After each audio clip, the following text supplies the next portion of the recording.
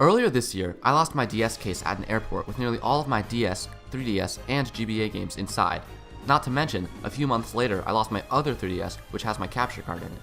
It was pretty unfortunate, especially since I am someone who never likes to return or sell games that I've already played.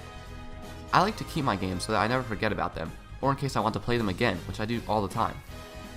There were dozens upon dozens of games in there, so it would be impractical for me to buy them all back. Thankfully, the Switch was set to release only a few weeks later, so I was ready to move on, and now that the Switch has been released, the 3DS's life cycle is starting to come to a close. As a result, I think this is a good time to count down my top 10 favorite 3DS games. Of course, I haven't played every single 3DS game, and there are still a few more to be released, but these are my favorite out of the ones that I have played. The whole point of this video is to share my opinion, so feel free to tell me your opinion by putting your top 10 3DS games in the comments below. As a rule for this list, I'm only allowing one entry for each series to avoid redundancy. Also, virtual console games are not allowed on the list since they aren't really 3DS games, but other than that, anything goes. Without further ado, let's begin. Number 10. Donkey Kong Country Returns 3D and Citizens of Earth. Number 10 is the only tie on this list, and it's also the only slot with games that I haven't beaten. Since I lost most of my 3DS games, there are unfortunately some games that I didn't have time to beat. Two of these games are Donkey Kong Country Returns 3D and Citizens of Earth. Donkey Kong Country Returns 3D is a 3DS port of what was originally a Wii game. It is a great, inventive platformer that requires a lot of precision, though it isn't nearly as good as its Wii U sequel, Tropical Freeze. Citizens of Earth is an RPG that I would describe as a combination of Earthbound and the first generation of Pokemon. The Earthbound comes across as a clear inspiration, which is evident through the modern day setting, the style of the battle system, and the similar humor. The Pokemon comes across with the collection aspect, in addition to the unique battle system. There are 40 different citizens you can recruit to your team to fight for you, and you have to do different side activities to recruit each one. And I say Gen 1 of Pokemon specifically because while the battle system is very unique, it has some issues, such as things that don't make sense or work properly, and things that are not explained very well, reminiscent of the first generation of Pokemon games. Both Citizens of Earth and Donkey Kong Country Returns 3D definitely could have been way higher on my list if I had more time to play them, so don't take their ranking as my ultimate opinion. But unfortunately, I wasn't able to finish these games, and such is life. Number 9. Super Mario 3D Land. Mario has been one of the biggest franchises in my life since I got my first console, a DS Lite, with New Super Mario Bros. As such, Mario was the one who convinced my 6th grade self to purchase a 3DS with my own money. With it, I got two games. One of them I will talk about later on, and the other was Super Mario 3D Land. Even though 3D Land is not one of my favorite Mario games, I can't deny the amount of fun I've had with the game, and the outrageous amount of time I've spent playing it. I'm about to be a high school senior, and as a high school student, it can sometimes be difficult to find a lot of time to play games, with school, homework, tests, sports, and other responsibilities. Ironically, because of that, a lot of my video game time has been at school, such as during lunch, during option, and occasionally even during some of my classes if I get the chance. This led to many times in my life where I played games primarily on 3DS as opposed to home consoles or PC. I often had way more time to play 3DS games, since I could just take my 3DS out at any time, which was very convenient. Super Mario 3D Land was one of the games that I went back to the most. 3D Land is definitely the most plain and least creative of the 3D Mario games. The game also does not feel like it exists in a real world. Instead, the levels are blocky and unnatural, and you select each level from a world map instead of a unique hub world. I also can't stand that the levels end at random flag points that exist for no reason. In the 2D games, flagpoles mark entrances to forts, which Mario claims in order to take over the forts and continue to progress onto where Bowser has taken Peach. Even in the 2D games, I admit they're a stretch, but in 3D Land they make no sense. Why does Mario need to get to that flagpole? Why is that his objective? What did he gain in that interaction? The levels mostly use boring existing Mario obstacles, and they are reused all the time. Very few levels feel unique. Despite this, the core Mario mechanics remain very fun, and I couldn't help but enjoy myself while playing the game. Personally, I even think the movement feels better than the Galaxy games that preceded it.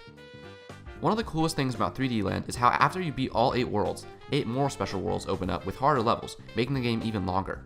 I played this game so much, it is one of the few games I've truly 100%ed. If you collect all 3 star coins in every level, beat every level with both Mario and Luigi, and reach the top of the flagpole in every level, you unlock the final, hardest level in the game, S8-Crown, which is a great challenge and a great reward for everything you've done. I would understand if you didn't want to do this, but I spent so much time playing this game that 2 years after I first got the game, I finally 100%ed it and beat the last level, which was very rewarding to me.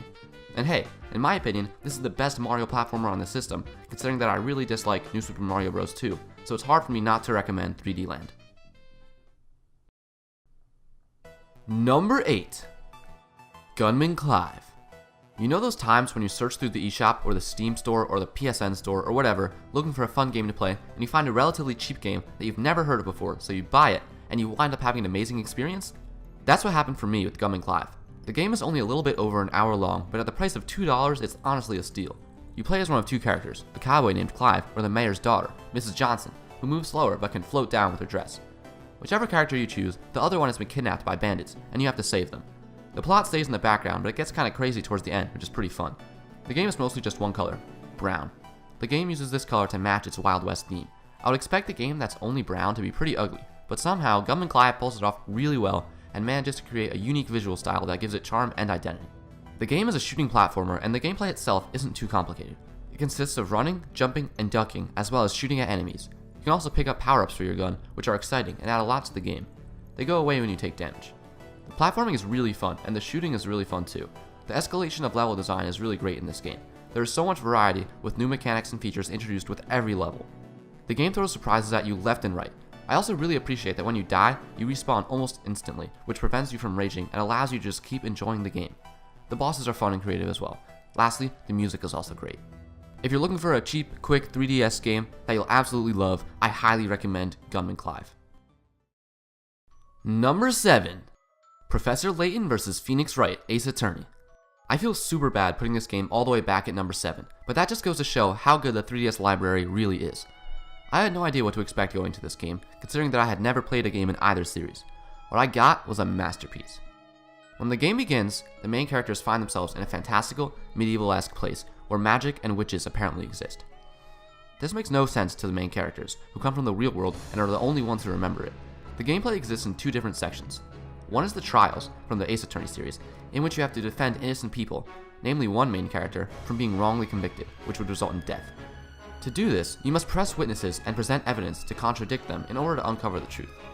The other type of gameplay has the player investigate the world to find clues and evidence about what is going on, and upon investigating the world, they then have to solve puzzles, which is from the Professor Layton series.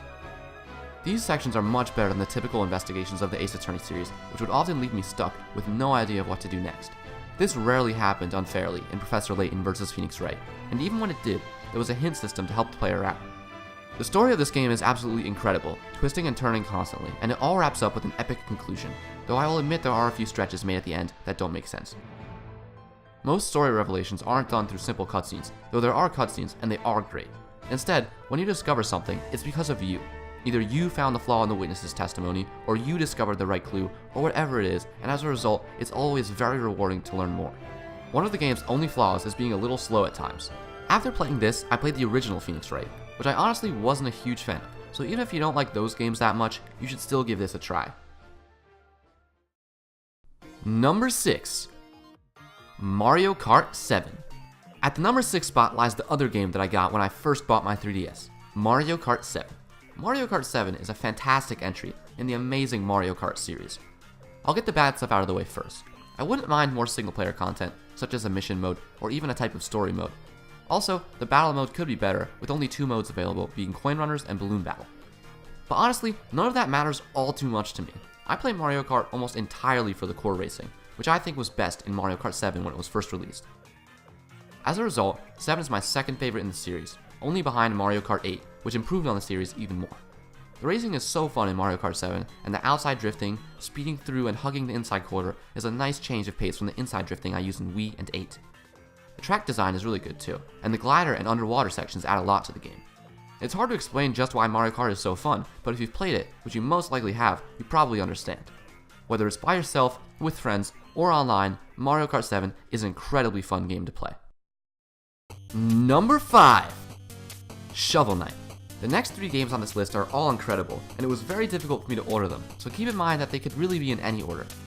I actually played Shovel Knight on Wii U, but it's available on 3DS as well, so I think it still belongs. Shovel Knight is an incredible action platformer and exists truly as a pinnacle of level design. The bosses are great too.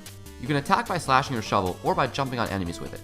There are also various relics you can collect, about 1 per level, which each let you do different things, changing up the gameplay. The plot is really good too, and the music is phenomenal. Not only that, but all the DLC is free with the game, so you can play through Plague Knight's campaign, which is also really fun, and Spectre Knights, which I haven't played yet.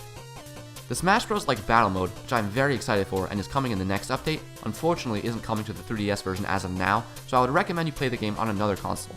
However, if it's your only option, the 3DS version is still a blast. I've done Let's Plays of both Shovel Knight and Plague of Shadows, and a review of Shovel Knight, so if you want to hear more about it, you can do so on my channel. Number 4. Rhythm Heaven Megamix. My origins with Rhythm Heaven start with years of recommendations by Nintendo Nick. However, I never bought a Rhythm Heaven game until Megamix came out last year. Nick had been bringing it to school every day, and it seemed really fun. We even played a bit of multiplayer. I had been looking for a new 3DS game, so I gave it a try, and I loved it. It took me a bit to get into the game, considering it has some slight pacing issues. There's too much text between rhythm games, in addition to the unskippable couple of second intros, which is especially apparent early on, when the games are shorter. But not too much later, I was completely addicted. Rhythm Heaven consists of a bunch of different rhythm games, which I'd estimate are about 1.5 to 2 minutes long each. Each game has a different theme and revolves around a different task, such as practicing karate against household objects, protecting your spaceship from invaders, or just enjoying a pajama party. The game also has a bunch of remixes, which combine many of the previous rhythm games and are usually a bit harder. Each rhythm game features its own unique song, and the sound effects of the games are composed to be part of the songs, so that listening to the music without the effects just doesn't sound right at all. The gameplay is simple, requiring the player to press A or B at certain times, but it is different with each game, so it is not repetitive or anything. For example, in Chorus Kids, you sing automatically and stop by holding A. In Ringside, you respond to the reporter with A, flex by quickly pressing A twice, and you pose for the fans with B. And in Blue Bear, you press A to eat donuts and B to eat cakes. All of the music is phenomenal, and as is with listening to any type of music, it's better the second, third, fourth, fifth, etc. time you go back to play whatever rhythm game instead of the first time, because it's more fun to do so once you already know the song. It's the same as how it's more fun to sing along to your favorite song than to listen to something new on the radio, even if you might eventually love that song. It took me so long to beat the game, because I kept wanting to go back to the games I'd already beaten instead of just playing the new ones. And with that, challenge mode, going for perfect, multiplayer, feeding the goat, Japanese audio, and extra games, it's impossible to stop playing. One of the only downsides is that as opposed to other games in this series, which are composed of entirely new rhythm games, only 40% of Megamix's games are new, the rest return from previous games. It didn't matter to me, as it was the first game in the series I had ever played, but I can understand why it would disappoint some people. Regardless, Rhythm Heaven is a really great franchise that you should definitely give a try if you haven't already. Number 3. The Legend of Zelda: Link Between Worlds. While I haven't played nearly every one, Link Between Worlds is my favorite Zelda game.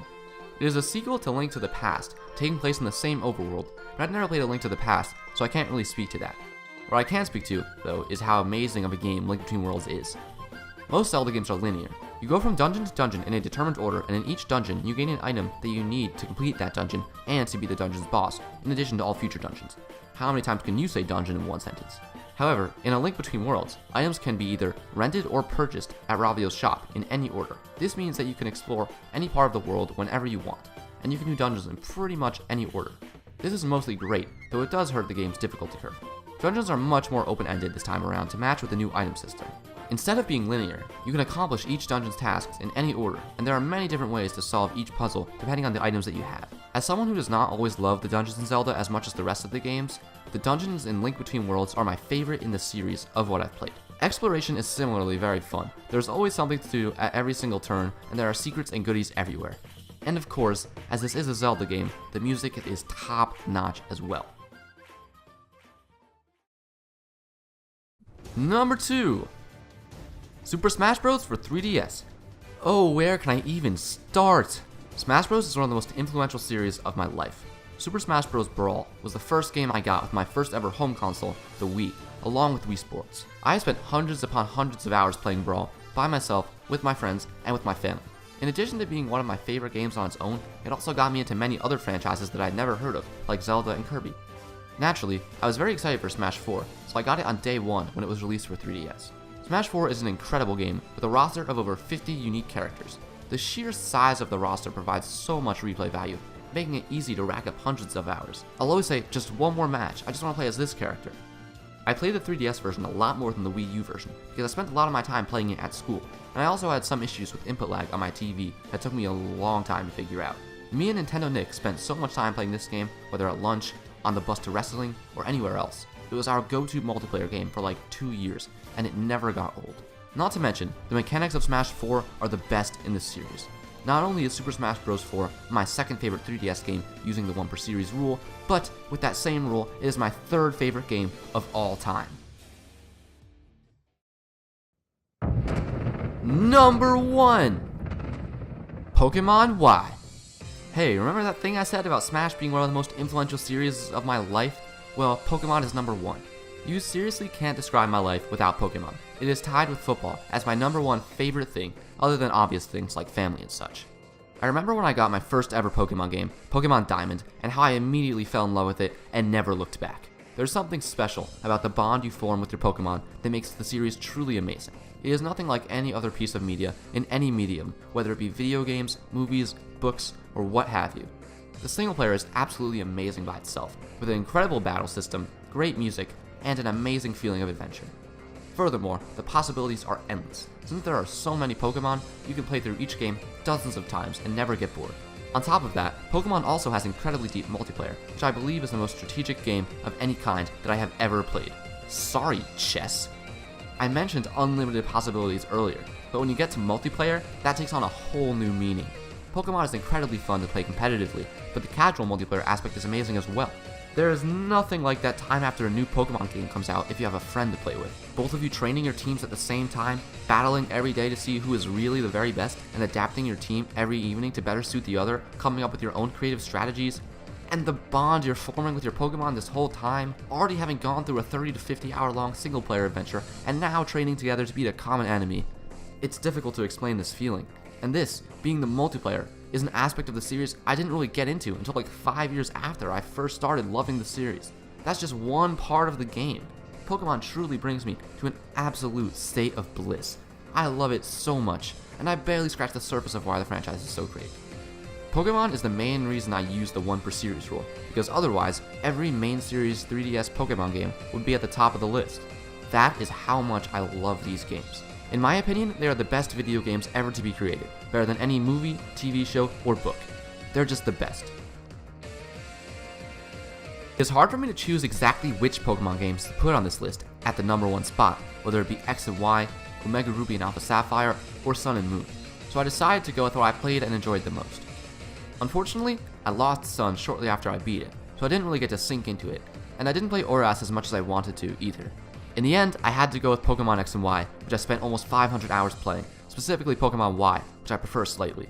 Even though there are things I dislike about X and Y's single player, it is still amazing. However, the turning point that solidifies this game on the list is the competitive scene. Pokemon X and Y were the first time I discovered the competitive Pokemon scene, which I spent hundreds of hours enjoying, and hey, I think I actually got pretty good. I will never forget my main team of Smeargle, Keldeo, Dragonite, Sableye, Scizor, and Mega Charizard Y. And finally, X and Y were the reason that I started my YouTube channel in the first place. It started when the game had been announced but not yet released. I saw videos of people reacting to new Pokemon, and I wanted to do that. I wanted to share my opinions of my favorite franchise of all time with other people. And then, when I got into the competitive scene, that is when I started my channel by doing Wi-Fi battles. You should go watch some of those, my voice was so high. When it comes down to it, I don't know what the best 3DS Pokemon game really is, and when I one day inevitably make a top Pokemon games list, I don't know what order they will be in. But right now, X and Y definitely deserve the top spot on the list of my top 10 3DS games.